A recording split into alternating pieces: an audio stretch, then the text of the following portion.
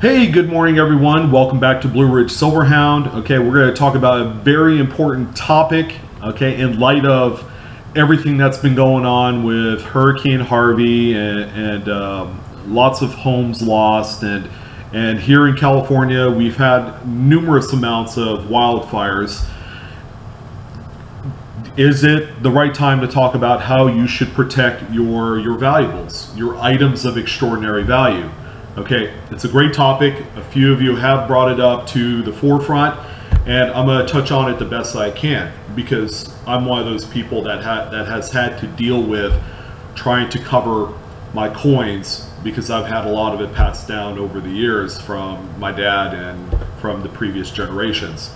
So to kind of lay out the basic footwork of insurance, okay, you either have renter's insurance if you rent an apartment, condo, or a house, or you have homeowner's insurance to where you're actually paying a mortgage on property and that's where you're staying. So you have, they're both one and the same. With renter's insurance, you are covered up to a lesser dollar amount. I think the typical is around $10,000 just doing the basic. I think you could up that quite a bit, but not without having to pay more of a premium every month. Same goes for homeowners policies. However, with homeowners, okay, and then we're not going to talk just about coins and currency, but this also falls under the same umbrella of sports memorabilia, cards, anything of that sort, art, antiques, jewelry, anything of any extraordinary value. Now, if you were to go to a place like FedEx or the post office and you tried to send something out, let's say a $20,000 wedding ring or engagement ring, and you're only covered up to a certain dollar amount. I know with like FedEx, it's probably about $5,000. So how are you gonna take care of the other $15,000 of what this item is worth? Well, they would typically tell you, well, you're going to have to, find a third-party insurance company to take care of the rest, or insure the whole amount, so that way you're not holding FedEx to that small teensy $5,000 coverage. The same goes with coins. A homeowner's policy is fantastic to cover the cost of your property when it comes to the house and some of the items inside, like sofas, furniture, clothing, televisions, electronics, that sort of thing. But when it comes to items of extraordinary value, such as the coins, art, antiques, there is a lot more restrictions. So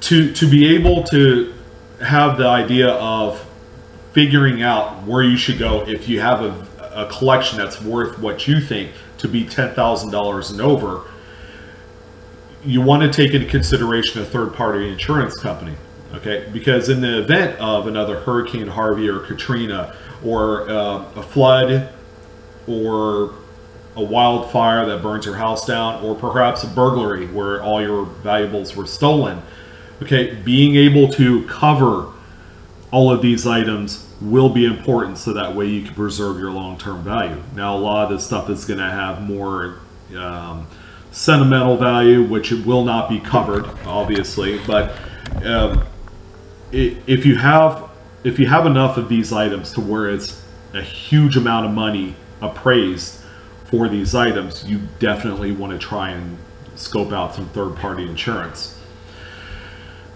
Now, with the third-party insurance, this will be an additional monthly payment or yearly payment, whatever the case may be. Me personally, if I were going to do coin insurance, I probably wouldn't go through your standard Progressive or Farmers or whatever the case may be. There are specialty insurance companies like Hugh Wood Insurance, which is a part of the ANA, which will cover your coin collection. I don't know what the cap amount is, but you can even insure your collection for $1 million as long as it's appraised as such. And for like classic cars, there's Grundy, so various types of commodities will have their own specialized insurance. And if it's a high dollar amount, again, I couldn't stress any more, go with the specialty insurance just so you have the coverage. So I don't think I'm really missing a whole lot when it comes to the whole insurance thing. Again, you're really kind of rolling the dice if you're electing not to get a third-party insurance to cover your items of extraordinary value, because if you had to leave it up to farmers or whoever your own homeowner or renter's policy goes through, there's a lot of fine print that, you know, that could get lost in translation, and you might end up losing money, okay, as a result of lost items. So the internet is always a fantastic resource to get more information. I'm only doing what I can based off of what I know and what I've experienced. So hopefully this video has been a help. If it has, please give me a thumbs up as the picture indicates. And if you guys have questions, comments, concerns, you can go ahead and put them down below. Or you can reach out to me at cointalk.com. You're going to have to build your own free profile. And my username is Kookoo times 10. And that's spelled KOOKOOX10. I'm kind of backlogged with a lot of comments and responses. I will get to these here within the next week or two. Seeing as how I have a little bit of downtime with Labor Day and such. So I want to thank everyone for joining. Please subscribe if you like the information. You'll get all the newest content as they're uploaded, and you will be notified instantly.